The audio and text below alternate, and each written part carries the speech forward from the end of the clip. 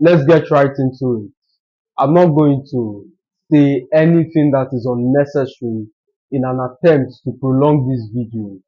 I'm going to get straight to the point. And as usual, it's a very unique concept. It's never ever been said in this fashion. That's the reason you gravitate, tune in every single day to this channel. So the first truth holding your desires, or the first key holding your desires, is wrong truth. Wrong truth. What I mean by this is you've sustained a wrong belief that is unconsciously sabotaging your efforts.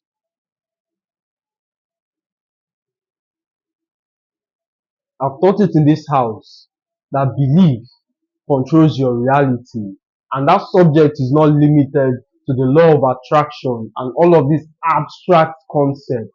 Once you believe something, you begin to act in accordance, and as you know, action produces results. So if you believe a lie, the consequence follows. That's why the Bible says, and these signs shall follow them that believe. Whether you believe a lie or you believe the truth, the consequence is immediate. It shall always follow. Unfortunately, in this realm, ignorance, as I taught yesterday, doesn't alienate you from consequence. Just because you're ignorant of gravity doesn't absolve you from a suicide attempt. If you jump off a building as a child, as a lady, old man, grandmother, the same outcome every single time. Because you believed you're Superman has nothing to do with it. Wrong beliefs, wrong beliefs, wrong truths.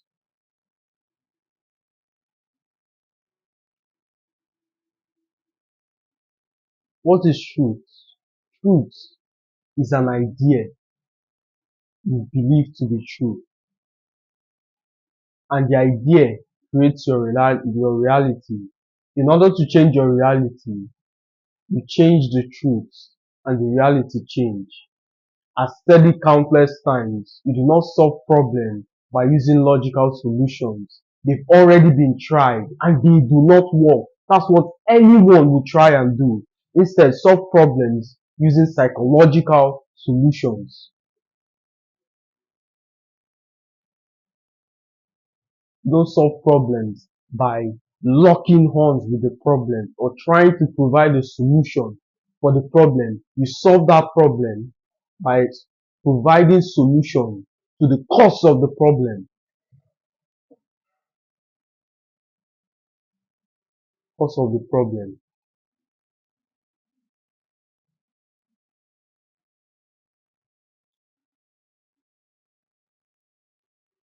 At the infancy of my career, I always told myself, ah, you're small and you're short. You're never going to be able to do anything in life. As a consequence, that truth limited me from various opportunities. I said, I can't do XYZ because I weigh X amount. My height is X amount. Unfortunately, instead of putting on high souls and taking all of these external actions to provide solution, what did I do? I found the wrong belief, changed it. I told myself I am 6'4" and it's only a matter of time. I believed it with emotion and it's only a matter of time before it happened. Now, whether you believe in what I'm saying or not, it's totally up to you. I'm not here to convince.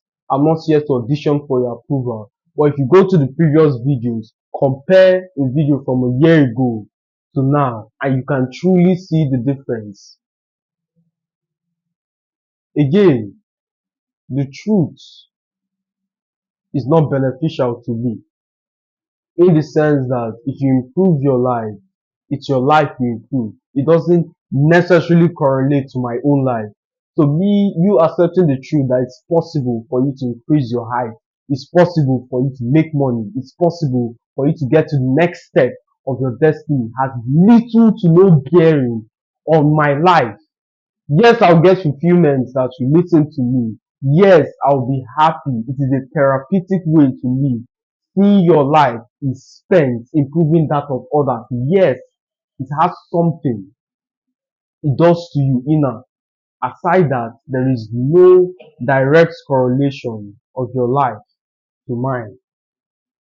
With that being said, an idea, truth is an idea the subconscious believes to be true. Until you can change that belief, the reality never changes. That's why people think they lack motivation. For instance, in the new year, everybody is fixated on achieving their resolutions. I'm going to go to the gym. Unfortunately, if you're not fit here, if you do not believe it's possible for you to become fit, you might be motivated for a week, 2 weeks, a month, at best, 2 months. It's only a matter of time before you relapse because you were not mentally fit. So taking actions externally would only lead to frustration. Millionaires often boast, I can lose everything and still regain it. Why is that the case? Because they have a mindset of wealth. They have a mindset that conditions food to come towards them.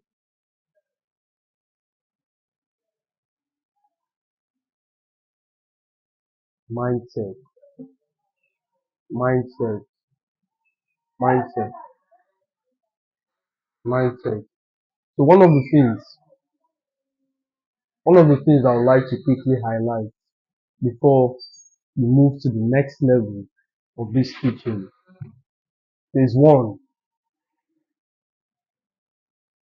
which is fruit is only what you make of it to become. Fruit is only what you make it to be. So if you believe an idea to be true, you're always going to act in accordance to that belief.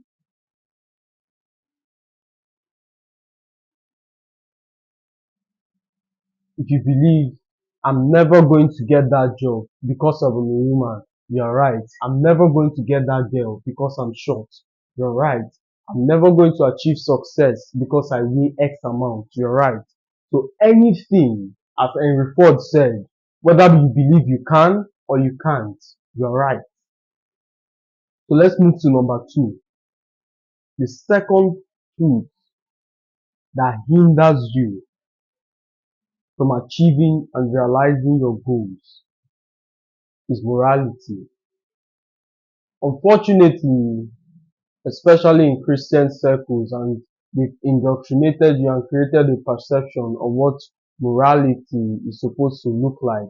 Unfortunately, reality doesn't care whether you're good or bad in achieving your desires. Do you do the work? If a kid plugs a fork into a socket, electricity doesn't go, whoa, that's a kid, stop. Exactly. He faces the consequences immediately. The consequences are dire and immediate.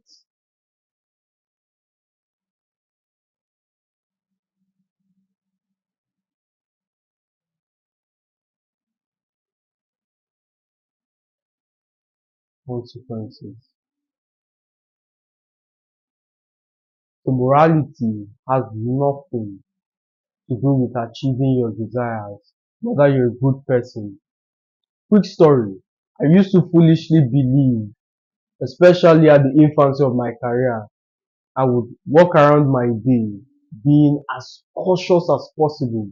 So if I did something malicious, say I didn't apologize, ultimately I foolishly believe it disqualified me from the success race. As ridiculous as that concept sounds, majority still sustain that belief. My friend, reality doesn't care whether you do good or you do bad. As long as you put in the work, you would ultimately realize the results.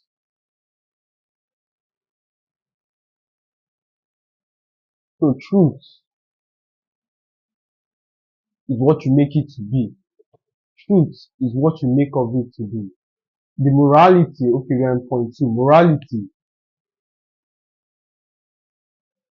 Morality beclouds judgment.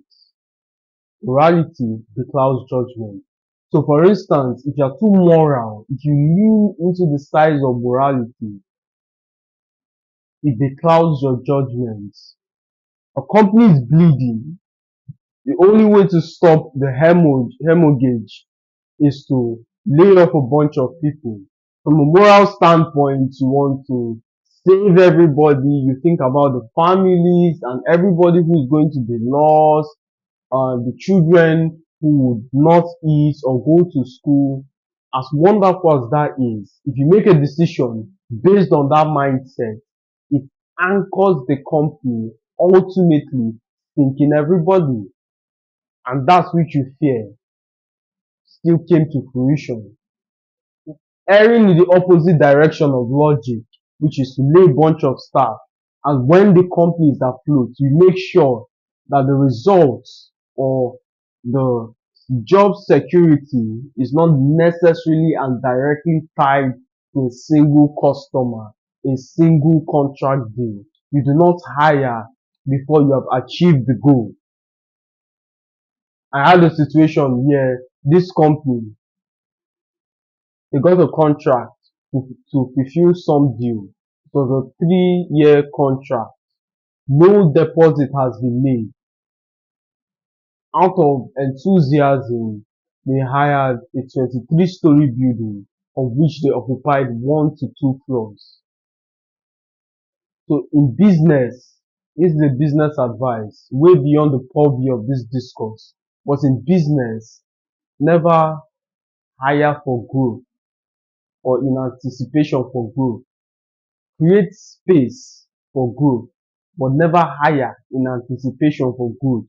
When that growth has materialized, you can hire a bunch of people and carry along.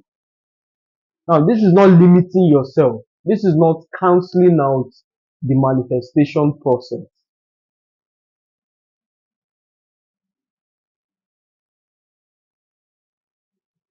The truth is, if you have to rely on externalities to reinforce who you are, you're just,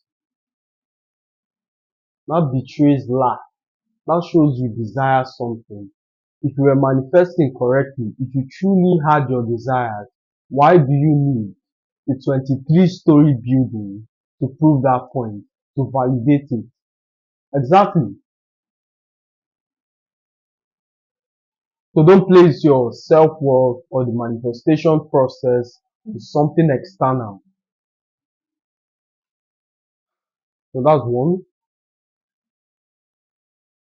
Also, morality, especially in Africa, if you're too moral, you might not make a profit.